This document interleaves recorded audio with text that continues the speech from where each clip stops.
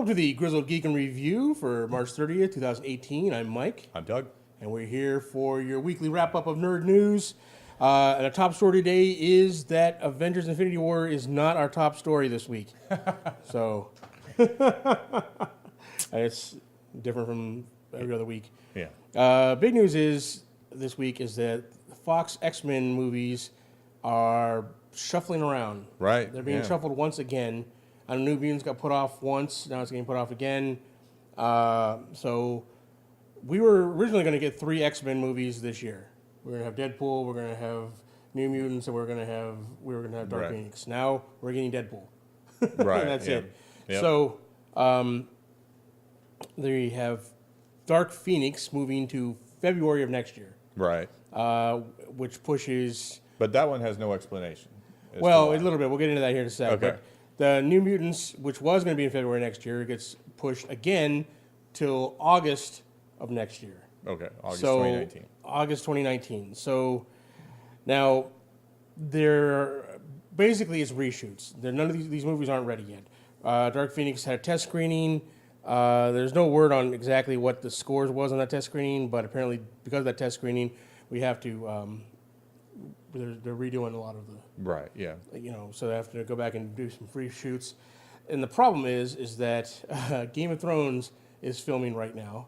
So they don't have their 2 stars for both movies because the Stark sisters star in these, and they're not available. So they have to put off getting those guys back. So of course that puts off the production and everything else. Mm-hmm. Now New Mutants is another story. Now X-Men Dark Phoenix, who knows? Whether there's a lot of stories, rumors that are saying that it was not good, and they're changing. Basically, they're spending $10 million to redo the final act, I guess. Interesting. So we'll see what that will come with that. I mean, not necessarily a warning sign right there. However, New Mutants is another story where we're getting word that they are reshooting over 50% of the film. Right? We're getting like the Solo treatment here on this movie, where they're going in and adding 1, possibly 2 new characters, and not just in cameos throughout the entire movie, which is why they're doing so many reshoots. Yeah. Adding new characters in. Now, and the problem is that I think this is suffering from the same thing that Suicide Squad did. Right. Where they put out a trailer that has one, it has one feel and the movie doesn't have that feel. Right. Yeah. So when the trailer came out, everyone was all like, "Oh, it's going to be a horror." They played it up as a horror. When the movie was done, studios were like, "Well, it's not much of a horror movie. Right. It's more of a superhero movie," which is what it is. But it's supposed to be a superhero movie with horror elements, but they wanted more of a horror movie. So now they're going back to make it darker, make it a more horror movie. There's rumors that the director is not on board with this vision. So who knows? At that point, if you don't have the director on board and the studio is forcing changes to the movie, that usually doesn't turn out to be a good thing. Yeah. So it looked pretty promising. I was looking forward to New Mutants. We'll see what happens there. But there you have it. The Fox X-Men movies in trouble, maybe? Maybe. We'll see. Well, yeah. All right. Our second story is Donald Glover and Marvel are parting ways on the Deadpool animated series. Yeah. I believe. Yeah, it was an animated series. Over creative differences. Marvel was saying that Donald Glover didn't have time to work on the script, and he responded to this by putting out a 15-page script, basically mocking Marvel at 4 a.m. Yeah. So, it was a very Deadpool-esque script, with, fourth wall breaking and stuff like that addressed the issues. Yeah.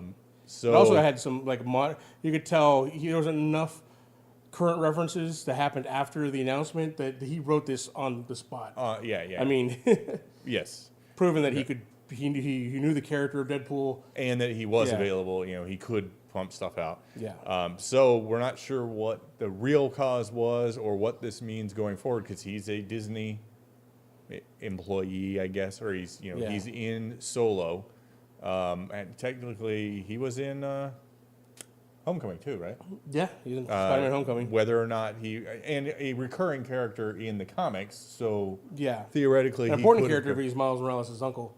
Yeah, so So we'll see Who what knows happens there. And as his show Atlanta is on FX, which is where this Deadpool series was. Right, yeah. Now, this is also, what I point out, this is Marvel TV versus Marvel Studios and Disney. Right, so no Feige involved. Yeah, and Marvel TV, as we know, it's had its problems. Yes. So. Yeah, the Netflix is really the only thing that's firing on all cylinders as far as that goes. So. All right. Moving on from there, it's sad because I was looking forward to the Deadpool series, cartoon. So, Captain Marvel is filming is underway, and apparently we actually saw photos of Marvel on set. Okay. A lot of behind the scenes of Brie Larson in '90s attire, rocking a Appetite for Destruction T-shirt and the whole bit. But this movie is actually, they announced that there's going to be several key Marvel characters returning for this, like from Guardians of the Galaxy, Korath and Ronan the Accuser. All right, which makes sense. Ronan's Kree. Yeah. Yep. They're Captain Marvel's Kree. Right. So we'll see what happens there. And also Phil Coulson. Nice. Is going to be returning, which is awesome on several things. It means finally Phil Coulson's returning to the Marvel movies since Avengers, when he's killed off in Avengers. Also, it's interesting that he's going to be involved in this because of the heavy Kree involvement when Kree played an important role in Agents of S.H.I.E.L.D.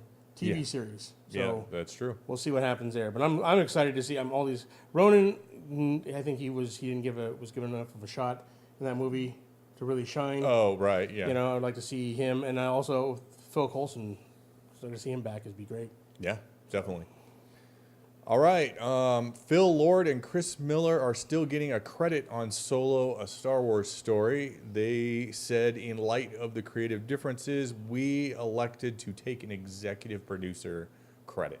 Yeah, that's funny. That's a direct quote. They elected. Yeah.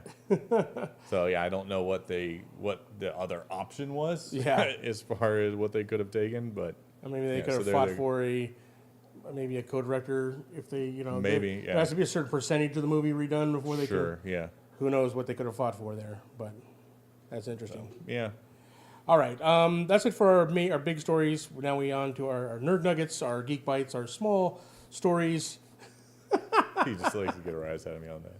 I was wait to see his reaction to the nerd nuggets. Loves it. If you stop there, it would be fine. All right. Marvel unveils a cool new standee in theaters for Avengers Infinity War. We got a picture of it here. It is awesome for studios that have for theaters that have problems with people stealing standees. This one's going to be difficult to get out, even though it's in 4 parts. All 4 of them are huge. Yeah. But they've a lot of standees have been getting that giant treatment, 6 foot wide, kind of stuff, full height. So that's cool. All right, in comic news, Fantastic Four is officially returning to the Marvel Universe and will be written by Dan Slott. Nice. So they teased it in the Marvel 2-in-1. Yeah. It's about time now, especially now that they're going to be owned by, Disney's going to own them all again. Yeah, theoretically, yeah. So, if that deal comes through, they'll all be back in the family. All right. In gaming news, there is a report out, not official, but there's a report out that EA is currently working on an open world Star Wars game, which is odd because, like you said, their license expires in a few years. I think it's 2021, I believe, is when their license is up. But if it's it's not an MMO, so it's not ongoing. Yeah.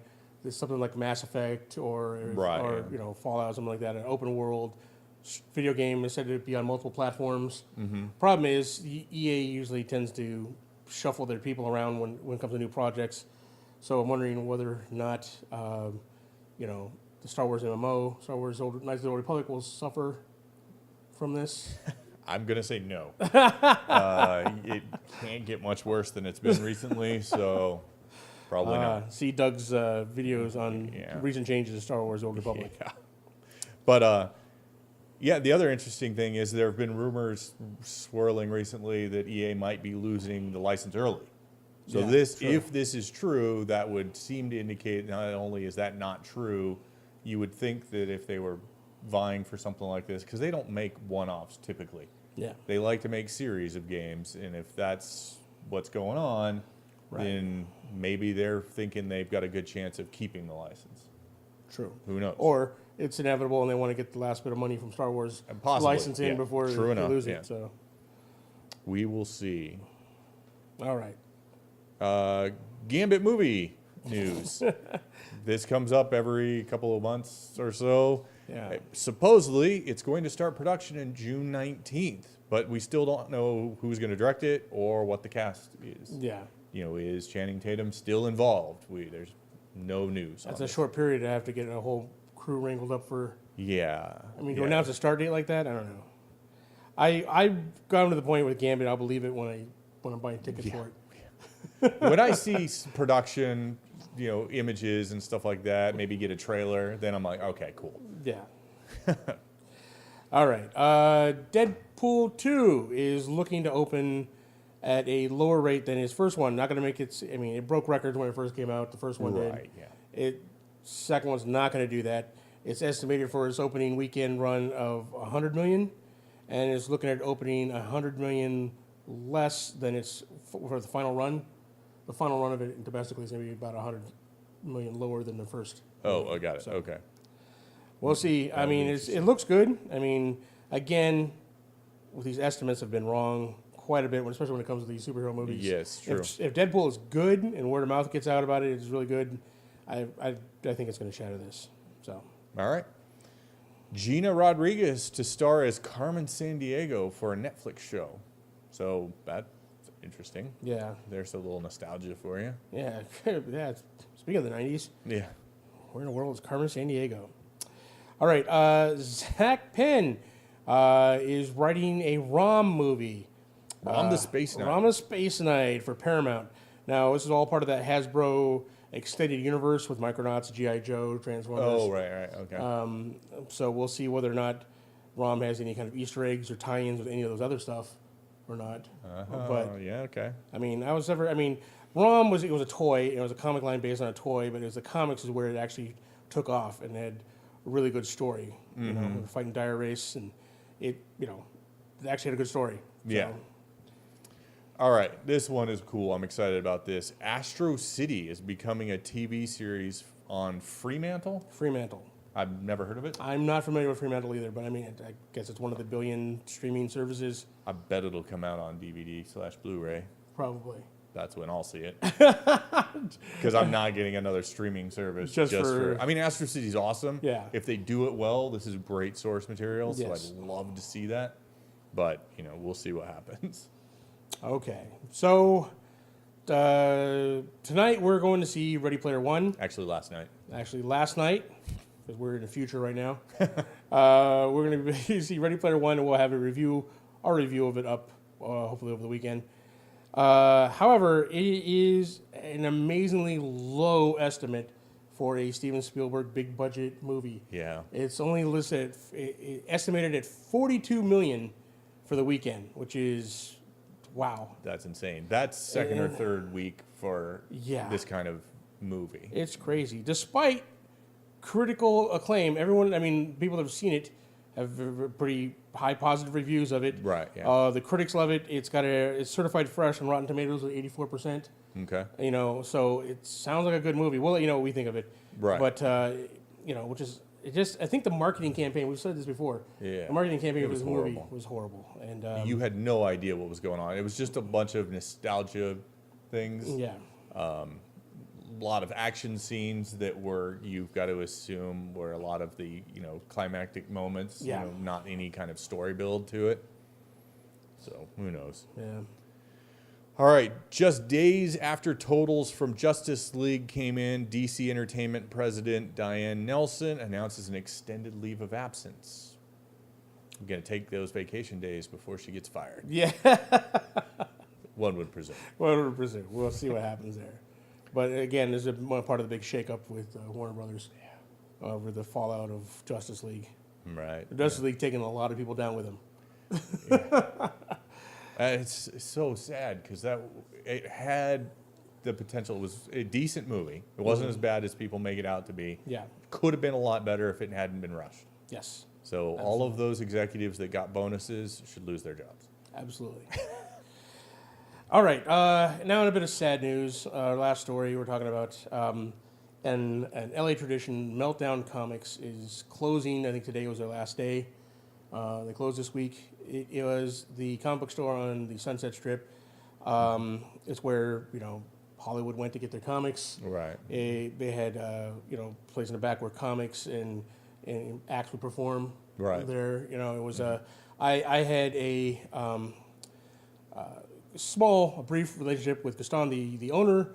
When I worked for Games Workshop, I would call him up, try and get him to bring in Games Workshop products. Right. We'd talk on the phone. He'd tell me about he liked the product. Tell me about some of the Disney or the Disney Channel teen celebrities that would come in and buy comics and how they were interested in 40K or trying to get them like we need to get them hooked on this before they get interested in girls. We'd have these conversations. He was a great guy, and it seemed like a really great store. And it's a loss that we're losing such a buy your comics at a comic shop. Buy your games at a GameStop. Go play your games there. Yeah. Support your local game stores, your local comic book stores, because it's sad when something like this happens and they close down because it seems like a really great store. So.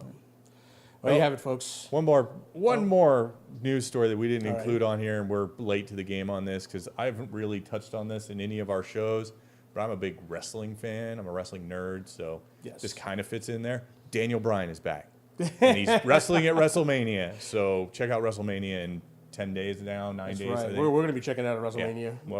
Yeah. Well, we might, I don't know, maybe some match reactions or something right. like Yeah, that. we're going to be watching it. WrestleMania watching party here.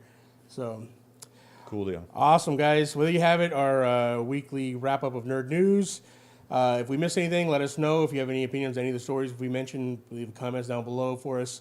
If you want to help us out, be sure to like, subscribe, help us get to our goal, 5,000 subscribers. By the end of the year. We appreciate it. If you want to financially support the channel, you can do so by shopping at our store, link down below. Yeah. Amazon affiliate link. Anything you buy there, we get a commission on. And it doesn't have to be what it links to. Whatever you buy after you click on the link.